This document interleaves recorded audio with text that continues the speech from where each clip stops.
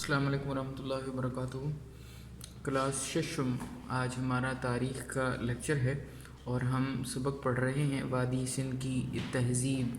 तो हमने सबसे पहले पढ़ा कि वादी सिंध की तहज़ीब कहाँ वाक़ है। वादी सिंध की तहज़ीब पाकिस्तान और मगरब में भारत में पाई जाती है और इस तहज़ीब के आसार पाकिस्तान और भारत में 1500 के करीब दरियाफ़्त हुए हैं।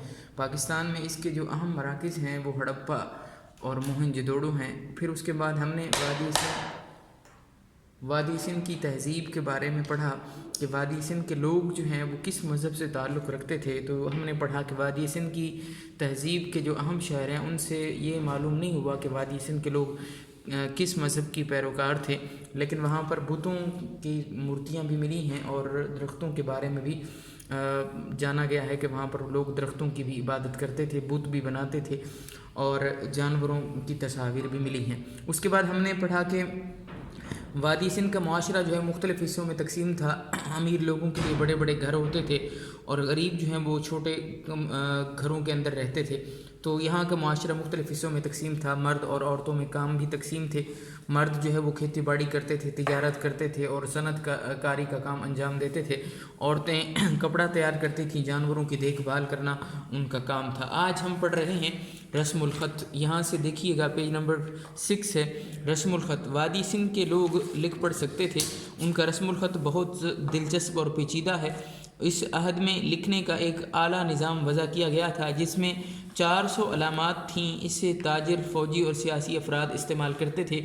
आसार कदीमा के माहिरीन अभी तक इन अलामात की मानी तलाश नहीं कर पाए।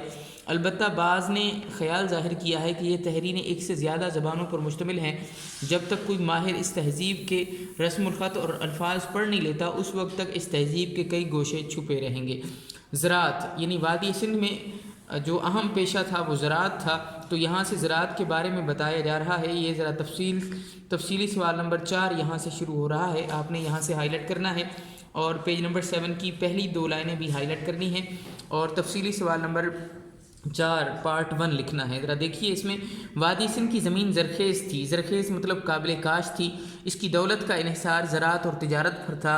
वादी सिंध की तहज़ीब की अक्सरियत काश्तकारों पर मुश्तमिल थी, यानी किसान वहाँ पर रहते थे जिन्होंने जंगलात को काट कर ज़मीन को काश्त के काबिल बनाया।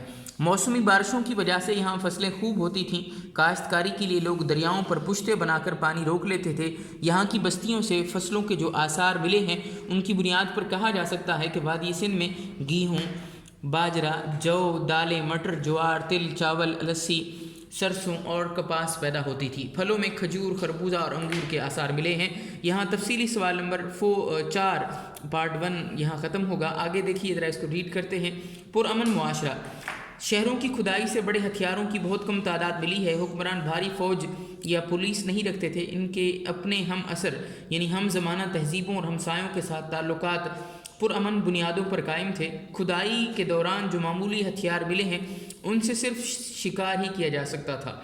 इससे अंदाज़ा होता है कि लोग पुरअमन ज़िंदगी बसर करते थे। इस माशरे में कत्ल गारत गरी के बारे में कोई शवाहिद यानी शाहिद की जमा है, शाहिद कहते हैं गवाह, यानी कोई सबूत नहीं मिले। बैल की मौजूदगी। मवेशी यानी जानवर उनकी ज़िंदगी का हिस्सा थे। वादी सिंध में बैलों के ढांचे बड़ी कसरत से मिले हैं जिससे अंदाज़ा होता है कि बैलों को पालने का आम रिवाज था। बैल उनके नज़दीक अहम तरीन जानवर था। बैल की तस्वीर वाली बेशुमार मोहरें और मिट्टी के खिलौने मिले हैं।